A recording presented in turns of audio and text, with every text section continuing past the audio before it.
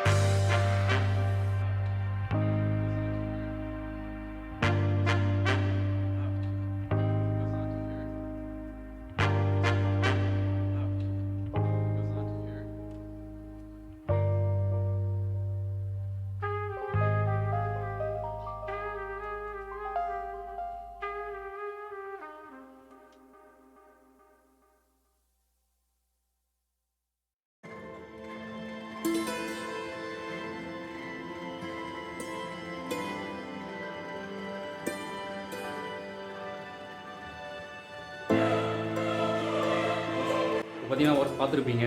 இப்போ நம்ம இந்த சேரீக்கும் சரி, வேஷ்டிக்கும் சரி, எப்படி நம்ம வந்து டீட்டெயிலிங் பண்ணோம், எப்படி ஷேட்ஸ்லாம் பண்ணோம், அதில் டிசைன் ஒர்க்லாம் எப்படி பண்ணோங்கிறது எல்லாமே க்ளீனாக பார்த்துருப்பீங்க. இப்போ பார்த்தீங்கன்னா போர்டில் வந்து ரொம்ப ஸ்பேஸ்லாம் வந்து ரொம்ப கம்மியாக தான் இருக்கும்.